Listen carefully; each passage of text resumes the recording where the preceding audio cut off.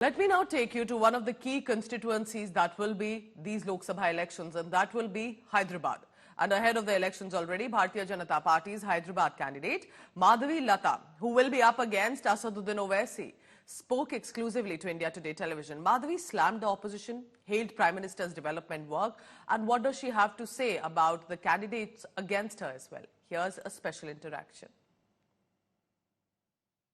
भैया यहाँ पे बीआरएस ने पूरा राष्ट्र को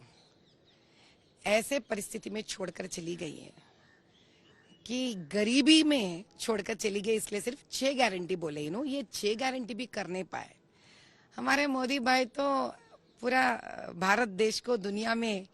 आर्थिक रूप में से कहीं नीचे रहने वाला देश को ऊपर लेके आके 5 पे छोड़ दिए ना, तो इन लोगों को पैसों की लालच दिख रही है, तो 25 बोल देंगे देश भर ये लोग।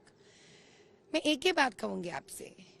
आप जम्मू एंड कश्मीर को फिर से उसका स्टेटहुड देना चाह रहे हैं, तो क्या कहना चाह रहे हैं आप ये देकर कि जिस देश को पूरा भारत देश अपनाना चाहता है, जो कश्मीर भी भारत देश को अपनाना चाहता है, इस देश का शान बनना चाहता है वो, और हम सब उसको अपने में एक कर कर पूरा भारत देश कहना चाहते हैं, आप फिर उसको तोड़ डालना चाह रहे हो, उसको अलग करना चाह रहे हो। आप अलग करके आप क्या हासिल करोगे? वही 35A जहाँ के लोग 1940 में से है और आज तक जब तक भाजपा ने 370 आर्टिकलों निकाला नहीं, आप SC/ST को 50%, OBC को 50% रिजर्वेशन देंगे बोलकर आप फिर कश्मीर को आप उसी स्थान पर लेके जाना चाह रहे, तो वहां के SC/ST को क्या न्याय दिलाना चाह रहे हैं आप? How can you have 2 stands,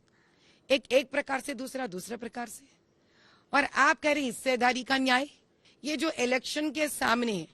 आप आकर जो वोट के लिए बार बार अपने मनमानी के जैसे आप जो वादा करके निकल जाते हो और गवर्नमेंट आने के बाद भी आप कर नहीं पाए,